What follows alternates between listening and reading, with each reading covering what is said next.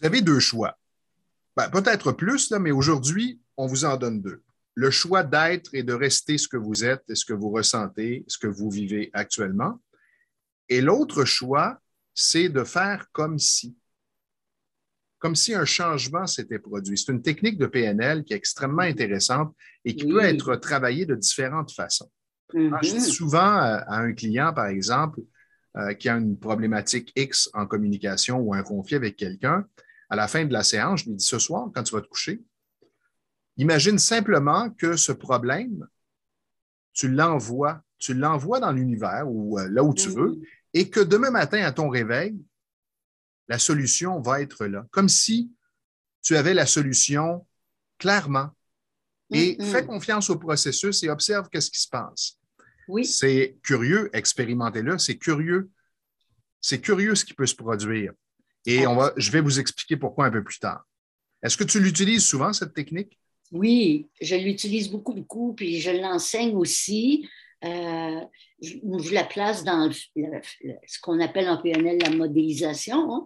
On dit que c'est le cœur de la PNL. Et simplement faire comme tu as dit, je vais faire comme si, par exemple, si je veux faire comme ce que quelqu'un fait, ou si je veux être comme quelqu'un est, j'ai simplement à le faire. Bien sûr, il y a des conditions. Bien sûr, il y a la technique, le processus. Et pour moi, une des conditions, premièrement, c'est d'y croire. Bien Et sûr. aussi, Stéphane, tu Et sais, de le ressentir aussi. ah, Alors, beaucoup. tu fais comme si et tu ressens ce que ça Oui, t'amène. Exemple, je suis pas très à l'aise à l'idée de parler en public. Fais comme si tu étais à l'aise. Fais comme s'il n'y avait aucune limite, aucune barrière. Ferme-toi les yeux, ressens, tu es sur scène. Fais comme si tu t'exprimais librement. Comment tu te sens? oui. Qu'est-ce que tu Et, vis? Qu'est-ce que ça te oui. permet de réaliser? Et ce qui est intéressant, c'est qu'on sait maintenant que le cerveau ne fait pas la différence entre le réel et l'imaginaire.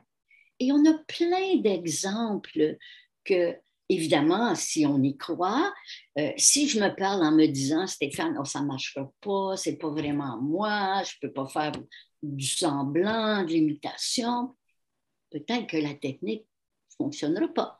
Mais à l'inverse, si je veux, je peux.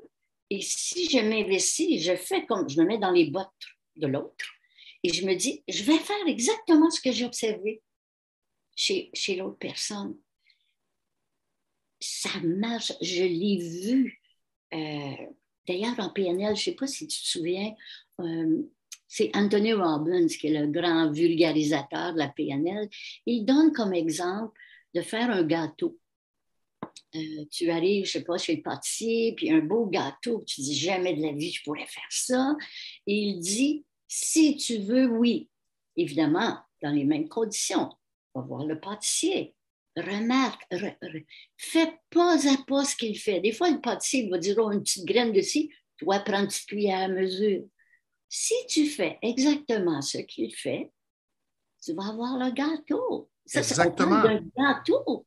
Et comment ça peut s'expliquer de façon très simple? Ça a été découvert dans les années 90. On a ce qu'on appelle des neurones miroirs.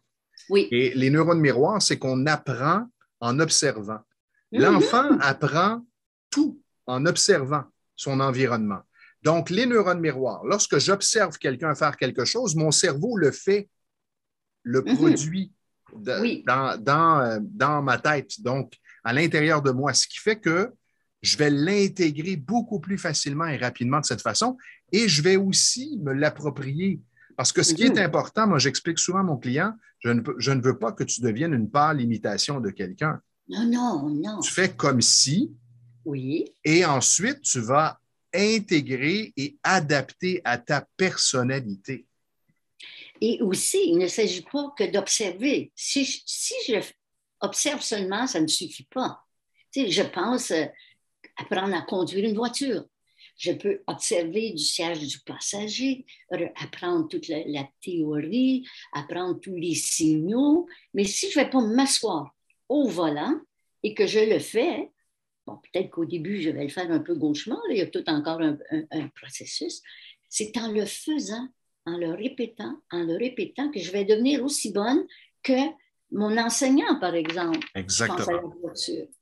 Euh, Même des comportements. Stéphane, moi, il y a longtemps, là, j'ai eu une cliente, puis elle me disait, elle était très haut niveau, assise à la table des exécutifs, là, puis elle me disait, ah, chaque fois qu'on a notre réunion de gestion, j'endors pas la nuit d'avant. Comment ça? J'ai toujours l'impression qu'on me traite, elle était beaucoup plus jeune que la plupart des exécutifs, on me traite comme une petite fille. Alors, je lui dis, est-ce qu'il y a quelqu'un autour de la table que tu admires, que tu aimerais être comme cette personne, qui est vraiment participante, qui est vraiment... Elle dit oui. Alors, elle m'a nommé la personne et je lui dis, mais qu'est-ce qu'elle a l'air? Je dis, qu'est-ce qu'elle a l'air? Elle est bien habillée. Alors, je lui ai aidé. Qu'est-ce qu'elle fait quand elle rentre en réunion? Comment s'assoit-elle? Comment s'adresse-t-elle? Et quand elle parle, comment est sa posture? On a décortiqué complètement le comportement de la personne qu'elle admirait. Et elle me dit, c'est trop, moi, je ne suis pas capable de faire ça. Alors, je lui ai suggéré, Stéphane, quand est la prochaine réunion? Je pense que c'était 3 jours après. Ah, je n'ai pas le temps de me pratiquer. Mets-les dans ton conscient que tu vas faire, puis choisis peut-être juste 3 choses qu'elle fait bien, pas tout à la fois, et reste, comme tu viens de dire, tout en étant toi, mais en posant les gestes, en rentrant comme elle, comment elle s'adresse. Écoute, la semaine d'après, elle était folle comme un balai. Disons qu'elle s'appelait Stéphane, elle ne s'appelait pas Stéphanie, là, la fille qu'elle voulait modéliser. Elle a dit, je pense que je me sentais comme une Stéphanie. Quel Oh. bel exemple! Oui, et Quel ça peut être, bel... moi, je l'enseigne et le transmets de différentes façons. Je dis à la personne, quelles sont les caractéristiques que tu aimerais posséder? Alors, Mhm. ça peut être 5, on en identifie 5. Maintenant, qui possède ces Ah caractéristiques? oui. Ça peut être 3, 4 personnes. Et là, tu vas faire comme si, par exemple, tu es dynamique comme telle personne. Et là, je lui fais pratiquer le dynamisme, la modélisation, le Mhm. ressenti, ensuite tel autre, jusqu'à ce que ce soit intégré. Et à la toute fin, les 5 sont en toi. Tu possèdes maintenant ces 5 caractéristiques. Tu les as expérimentées, elles sont en toi. Maintenant, fais comme si tout ça était facile, comme si tout était naturel et Mhm. vas-y. Et là, on fait un exercice filmé à la caméra.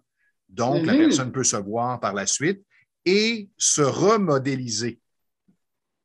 C'est très appliqué, ton approche. C'est excellent.